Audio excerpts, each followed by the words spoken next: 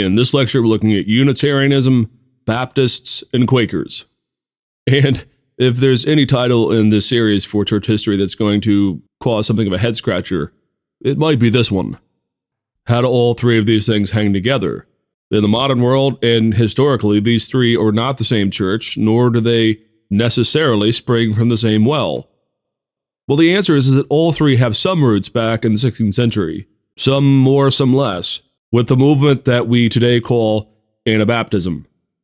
And so we're going to reach back into the 16th century, and we're going to define what Anabaptist theology or impulses are, and then we're going to bring that forward into the 17th century when you begin to see some of the changes denominationally, some of the break-off groups from the established church, in particular in the English-speaking world. And we're going to notice all the changes and the upheaval that happens here in the churches that gives rise to lots of different impulses that will shape the New World and the American context going forward. The Anabaptist impulse was there right from the beginning in the Reformation. The problem with Anabaptism, though, is it's virtually impossible to define theologically. As we'll see here, there are a number of different theological impulses and emphases. Some become relatively anti-Christian. They strike out in new philosophical directions. Others are heretical, and others are perfectly comfortable theologically with 98%, let's say, of what Christianity has said in the Protestant world. But they're concerned with some of the lack of conviction that they see in men like Luther, Calvin, and Cranmer. Anabaptist, the name, was a pejorative word used to describe these radicals there in the 16th century. The Greek prefix ana just means again, so an Anabaptist is someone who baptizes again. Now, often this word becomes nearly synonymous, as we'll see in a minute, with almost the 21st century word terrorist. The fear of Anabaptism was so great because of a few key events in the 16th century that to be called an Anabaptist for a long time would be synonymous again with calling someone a terrorist, or in an earlier part of the 20th century, calling someone a Nazi. It just has a built-in negative connotation and a real fear built into the 16th century. Theologically, though, Anabaptism are hardly monolithic. There really is more of a spectrum, you might say, if you want to try and determine and plot the fidelity of Anabaptist thinking. On the far side, you have those who are orthodox, we might say. They're orthodox on the Trinity, orthodox on Christology, on the cross, on the gospel. They just differ with how the gospel is supposed to be lived out in this life. On the other end of the spectrum, though, you have those who eventually say that Protestantism, or Anabaptist theology, if they adopt that name, means that we essentially need to throw everything out and start over. We need to refound the Christian faith on either new principles, maybe rationalism, maybe emotionalism, maybe apocalyptic visions. But we need to start over. Well, if that's the problem theologically, again, we just have to make sure that we understand here. All these groups and all these movements that we're going to look at are going to be different theologically. They are, however, going to share a number of marks that they almost always affirm together. And it's these marks that define someone, at least historically speaking, as being Anabaptist. And there are 5 of them. Now, these are 5 that historians have generally come up with. Some historians have 3, some historians have 6 or 7. This is really just kind of a made-up list here, so there is no confessional standard of Anabaptism that has these 5 marks. But as we look around the spectrum, over 150 years, and across all of Europe, you tend to see things like the following. First of all, primitivism. Primitivism is the idea that the church, essentially right off the bat, after the apostolic age, went downhill and corrupted itself. In other words, Anabaptists tend to be relatively negative about the subject of church history. They think things like tradition, practice, patristic witness, medieval, Reformation, whatever, are themselves suspect. You might say that a primitivist wants to see the book of Acts not as descriptive, but as prescriptive. What do I mean? Well, in the book of Acts, of course, you see all kinds of things that the church does not necessarily always believe have to be reenacted in every church ever since. Take the selling of all goods and holding things in common. a kind of communal living. Well, the church has said that is descriptive of what the first century church was doing, but there are no commands to do this going forward. The church, therefore, does not have to do this. They certainly can if they wish, but it's not prescriptive in that sense.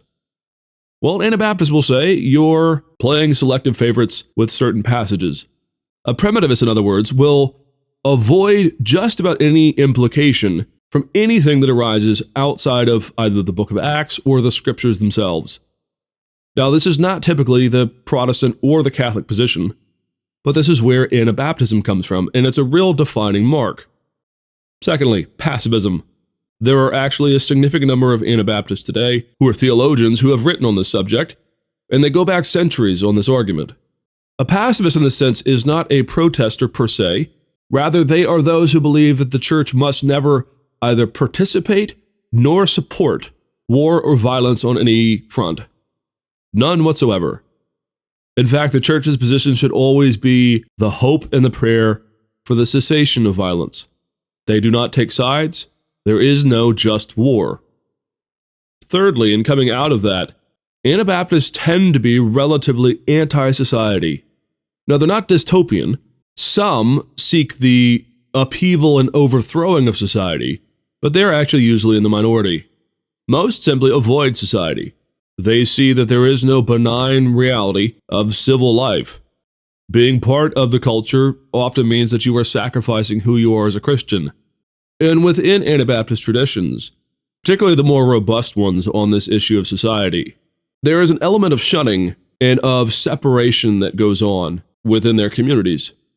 Take, for example, the Old Amish, which are very familiar to those who live in America, the Pennsylvania Dutch, as they're often called. Well, they are perhaps the best example in the modern world of this idea of being anti-society, which in their context today is wrapped up with anti-technology, as well as the issue of shunning. Those who embrace the things of the world around them, particularly if they embrace them fully, are eventually shunned from the community itself. To be a part of the community means to be anti-society and about that community in and of itself.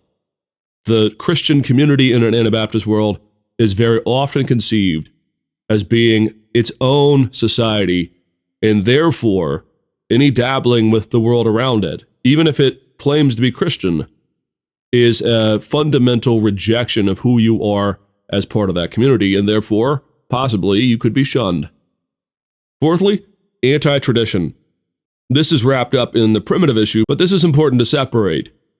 Typically within an Anabaptist community, there is what I like to call an allergy to the question of tradition. Nothing is supposed to be based on tradition.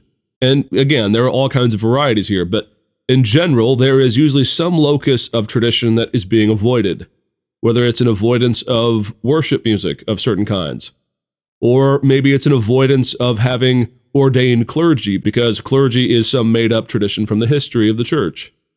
It could be any number of different things, but there's always a locus of fear based around some tradition that they feel is a corrupting agent within their community. Fifthly, and lastly, there is a relative amount of being anti-hierarchy or anti-clergy within most Anabaptist communities. Now, again, there's a spectrum here. Some have clergy, but they are considered to be just laymen who are called out to do the preaching or the organizational leadership. In other cases, there are no preachers or clergy, and it's simply any head of a household has the right to stand up and deliver a message or something like this. So you generally can't find a universal application of clergy or non-clergy within Anabaptist communities, but you tend to find a general trend away from anything like clergy-led churches or synodal forms of government or anything like this. At the very least, there's a aversion to things like laws and constitutions and anything that would ground the church as more than the community of the faithful that come together in love and in harmony. The rules and the laws and the hierarchies that we see in denominations are often avoided in an Anabaptist community over the centuries. Okay, so that's the defining marks. As you can see, a very, very aggressive, concerned group of folks there in the 16th century. Well, how did they get going? Well, there's all kinds of different answers.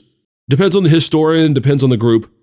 By and large, though, it comes down to one or two answers, and there's no way to figure this out because there's no smoking gun. Some historians believe that there's one single cause, one single moment when Anabaptism emerges onto the European scene. Others see it as arising from multiple sources or from 3 or 4 different places almost at once. I'm going to avoid this debate because it helps nobody. At this point, though, we need to know that there were 3 main places, 3 dominant places at least, where the Anabaptist voice began to emerge, and they have 3 different emphases within them. In the Lutheran German territories, there were 2 relatively isolated but still connected groups whose primary focus and primary emphasis was on social upheaval and an overturning of the old order. These 2 groups were the Zwickau Prophets, a somewhat apocalyptic group that was short-lived that attempted to apply the Luther gospel in a relatively radical way. There was also the teachings and the peasants' revolt that was surrounding the man by the name of Thomas Munster. Munster really is more of a 16th century socialist, you might say, or a communist, though both of those words are wildly anachronistic. Still, Marxist historians and scholars have always looked back on Munster as one of their own. Munster's ideas do somewhat parallel what we would later call Marxism. He wants to overthrow the establishment of the hierarchies of princes and all these kinds of things, to raise up the peasant working classes, and to redistribute wealth to whatever extent that he can. And there was famously in the 1520s the German Peasants' Revolt, which attempted in many ways to do this. Anabaptism, in other words, in the Lutheran territories in the 1520s, was more about social unrest and upheaval. It feels almost like the 60s and 70s in the American context, with everything from the hippie movement to civil rights, all of these upheavals of the traditional values of culture. Luther, of course, in response to this, is just scathing. He wrote a very famous book called On the Murdering, Thieving Hordes of Peasants, in which he calls for, frankly, some of the worst capital punishment to be meted out on anyone who rebelled in the name of the gospel. So that's one. The second group in the 16th century is often cited as the first, and it truly is. It's the first instance that we have of anything that is Anabaptist. This group, though, happens in the city of Zurich, and they are principally theological. These are the folks who are Protestant on all points, except they differ, in this case, with Zwingli and his willingness to go to the furthest mile to enforce the Reformation. Zwingli, you see, had to compromise at times with the city council. Often the city council agreed with Zwingli, but would not go along with his timing on things. Well, there arose a group there in Zurich, men who were actually sitting under Zwingli's preaching, who began to be alarmed and dissuaded that Zwingli had the church's best interests because he was so in bed with the city council, and he was so beholden to whatever they decided. The men here are Conrad Grebel, Mainz, and Blaurock. These men believe that the scriptures call for immediate action, and they use the Protestant principles that Zwingli is preaching to come up with a few alternative positions on things as they read their Bible. First and foremost, though, the main one was they came to believe that infant baptism was wrong, that it was not part of Scripture. And so the first dated believer's baptism that we have on the books from this period is on January 21st, 1525, when Grebel baptized Blaurock in the home of Mainz, there in Zurich. Again, though, this is more theological. This is not an attempt to change the categories, to throw out doctrine. Rather, it's an attempt to radicalize, and it is uncomfortable with collaborating on the church's activities with the state. Thirdly and lastly, in the 16th century, you have the Dutch Anabaptist movement, which is frankly one of the more troubling ones. The Dutch Anabaptist movement trends towards pretty wild, apocalyptic, visionary type things. A lot of this comes from a particular man by the name of Melchior Hoffman. Hoffman had all kinds of visionary, ecstatic moments, and he began to preach the end times. He said that the end times are upon us, that they are going to happen at any moment. Well, in the city of Munster, up there in the northwestern part of Germany, there were 3 men who began to adopt some of Hoffman's ideas and to develop some of their own. The men were Bernard Rothman, John Mathis, and John of Leyden. What happens in the city of Munster, though, is all three of these men, from 1534 to 1535, essentially have a hostile takeover of the city. It begins in particular with Bernard Rothman, who is claiming that Munster is the New Jerusalem.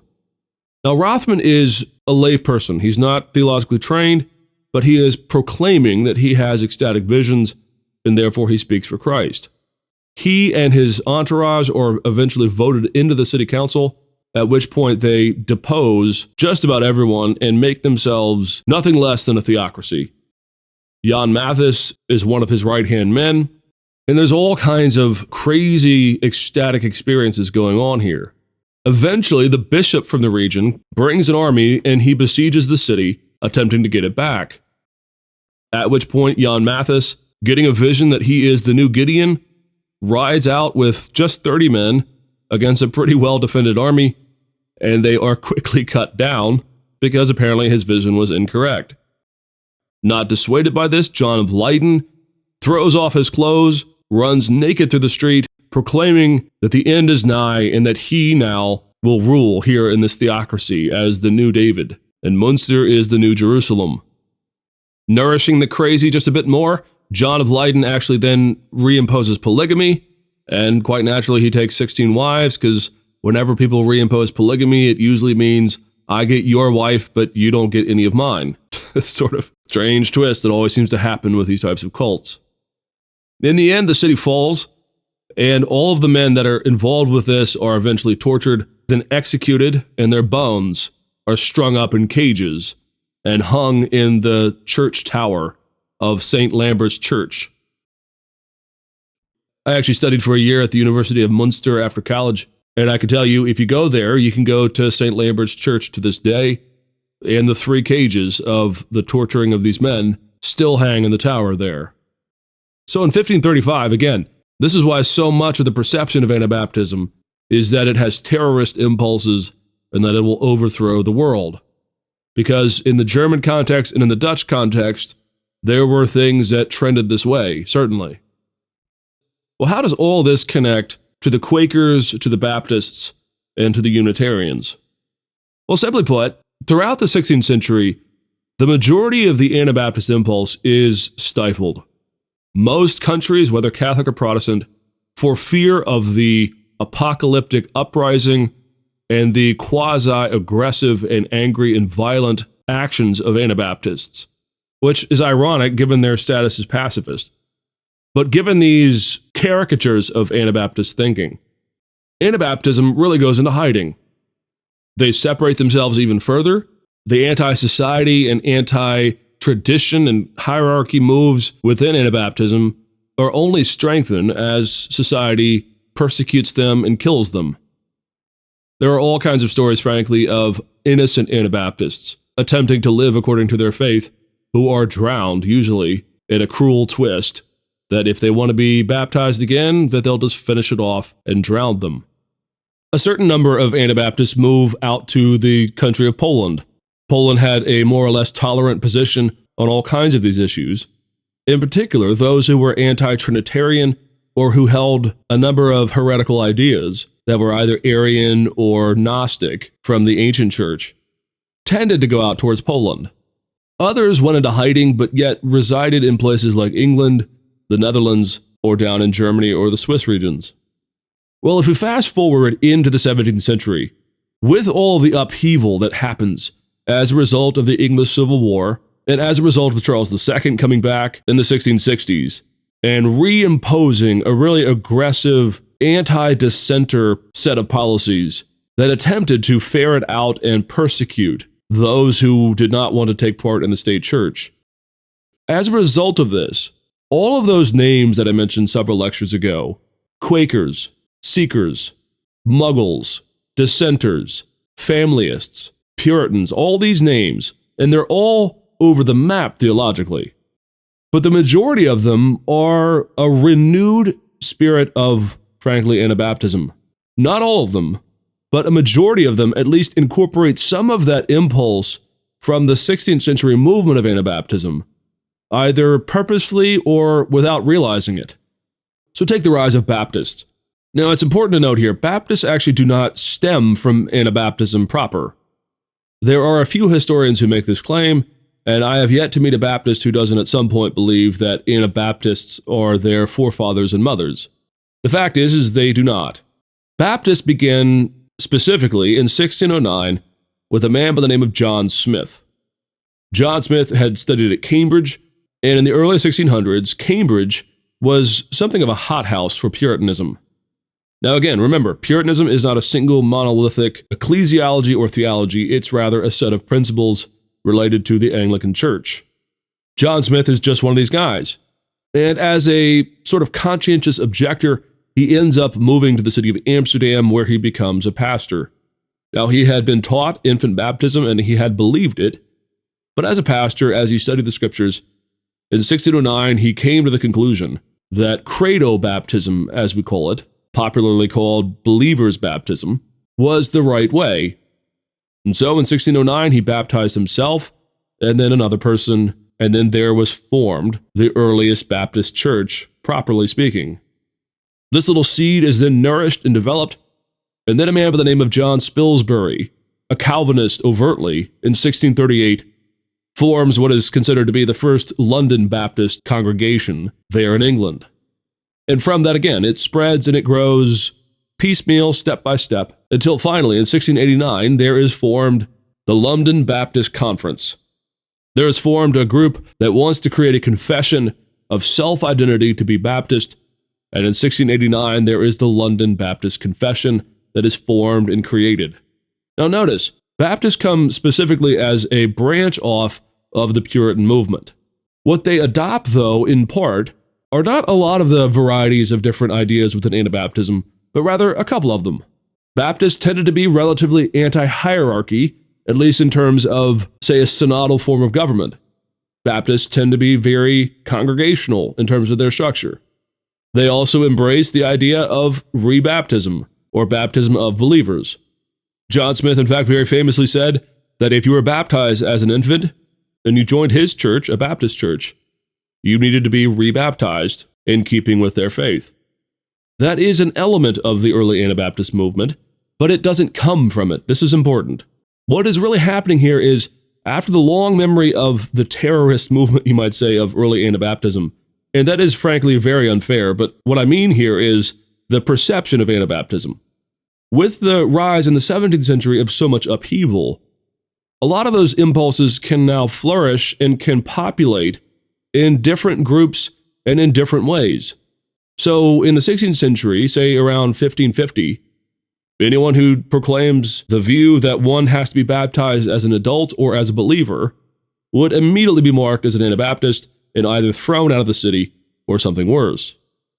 Here now, though, in the 17th century, you see arise the tolerance, at least for a period of time, of some of these ideas as not being synonymous with apocalyptic, millenary upheaval and the overthrowing of the world. And so Baptist heritage is allowed to flourish in the 17th century in a way that it would not have been allowed to flourish in the 16th century. Another group, the Quakers. The Quakers tend to be underappreciated when it comes to its involvement in either English history or in American religious history, but it is significant. The Quakers are right there in the 1650s and 60s as part of that dissenting group. They get their origin from a man by the name of George Fox. George Fox was a lay preacher, a committed man who, in the 17th century, begins to look very much like an Anabaptist, though, again, he himself would not have said that he derived any of his theology from Anabaptism. Rather, it seems to spring almost naturally from within. As the king and as the established Anglican Church begin to oppress folks, you see this sort of spasm where they are moving without. They are moving to leave the church. George Fox was imprisoned on multiple occasions for his preaching up and down England. He didn't initially call themselves Quakers. His more preferred name was to call themselves first the Children of Light, and then eventually they called themselves the Friends. And the idea here is picking up a few of those, again, traditional elements that we see in Anabaptism from the very beginning. George Fox is pretty committed to primitivism and to passivism. On repeated occasions, he's asked to swear allegiance to the state, and he will abjure. He will say, no, thank you. That is not what Christians are able to do. Fox is enormously persecuted, and Quakers in general are almost always persecuted in the context of the 17th century. And they probably would have gone down as a merely persecuted group that was not allowed to take root, were it not for the work of a man by the name of William Penn. William Penn was the son of an admiral, very, very wealthy, influential family. And William Penn, through a conversion of his own, begins to follow George Fox around on some of his preaching tours. When his father dies and William Penn comes into his own inheritance, the king at the time, Charles II, after he had been restored to the throne, owed William Penn's father a great deal of money. Well, some Quaker groups before William Penn really took ownership of it had attempted to flee to the New World. Some of the ideas there, of course, is the same as the Pilgrims. Flee to the New World and you can live your faith out in a manner that is safe for you, in which no one will interfere with you. The problem, though, is the Quakers landed in Puritan New England, and unfortunately, these Puritans equally were as oppressive and dismissive of Quaker theology or Quaker churches as anyone was back in the English world. At times, it was even torturous. Well, William Penn, again, the king in his debt, goes and asks for land to be given to him for the establishment of a free society of people like the Quakers. And sure enough, Charles relents and says sure. And there are two main pieces of property that are given: the Delaware Valley, which will eventually, of course, become the state of Delaware, in an area that William Penn eventually called Sylvania. Now, in Latin, Sylvania just means the forest or the wood. So when you go to the area of Transylvania, the name means through the woods or on the other side of the woods. Well, William Penn named this area Sylvania because of the rich, dense forests all in this area. And eventually the colony and later the state will become Pennsylvania, named after him.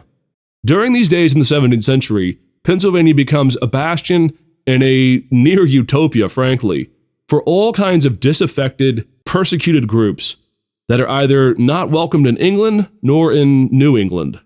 And it is for this reason that Quakers, Mennonites, Hutterites, Amish, both old and new, and all kinds of folks moved to Pennsylvania to establish a freedom of religion colony there in the midst of the New World.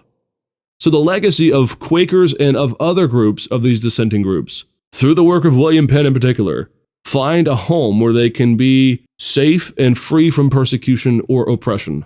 It's not always perfect, but it's better than they had before. Lastly, the Unitarians. Their heritage in England is significant, not so much in the 17th century, but by the end of the 17th century and on into the 18th century. A lot of those groups that had moved out to Poland do eventually become, we might say today, Unitarian. That is to say, they take a more or less Arian view of Christ. They take a non-creedal, non-confessional view of religion in general, and there is a accent placed on peace, prosperity, and simply not discussing things that divide us, bringing the brotherhood of men together beneath the fatherhood of God.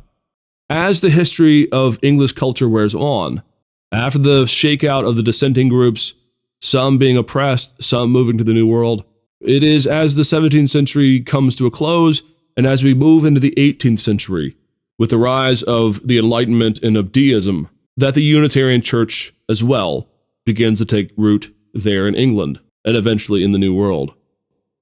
What does all this mean? There has always been a radical movement within Protestantism. There have always been some who reject things that they consider to be holdovers from the Catholic Church.